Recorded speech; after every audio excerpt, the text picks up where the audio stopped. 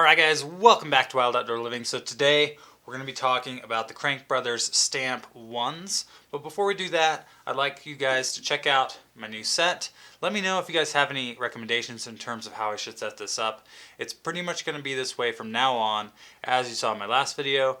And about the only thing that's going to change on it is the background. So if you guys think we should add or remove anything from the background, just let me know. If you have any ideas. I'm definitely new to this stuff, so just trying to make it better.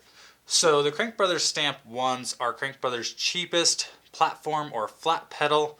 You can usually find them in the $40 to $50 range. There's just so many of this style of nylon composite flat pedals going around because the nylon bodies are very tough.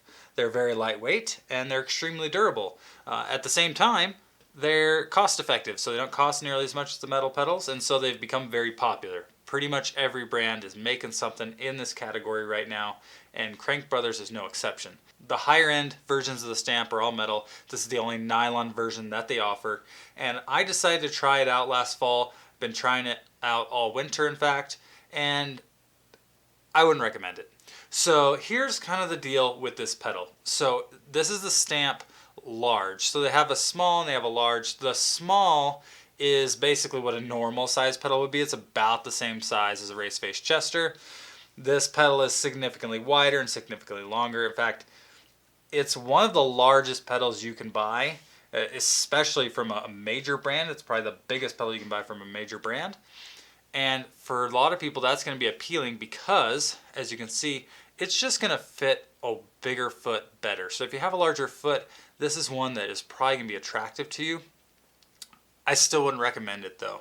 So the problem with this pedal, there's a couple of issues. The first problem, and the biggest problem by far, is this profile right here. So you'll notice that the middle of the pedal is actually higher than the sides.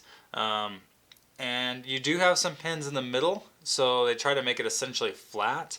These pins are not really big enough, and they are so close in the middle to the nylon section that you end up putting a lot of weight on the nylon body itself, when really you should be putting weight on the pins if you're wanting some good grip. So what ends up happening, and it's extremely noticeable, is you end up sliding around on top of this pedal. It's extremely loose.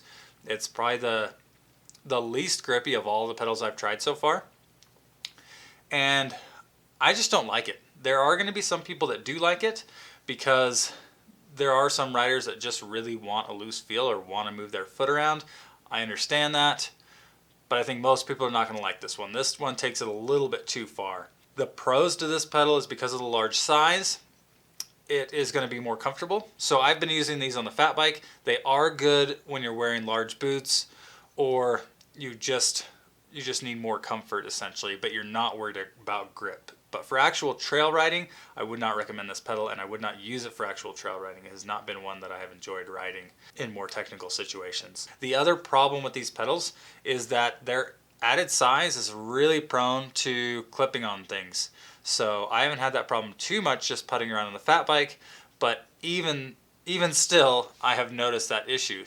What they probably should have done is made this pedal a little bit longer rather than making it so wide, but that is another problem. The other problem with the Crankbrothers Stamp 1s, and this is a problem across the line with Crankbrothers 1 series pedals, is that they don't seem to be very durable. So these pedals, they don't have very many miles on them, and they already have a slight amount of play.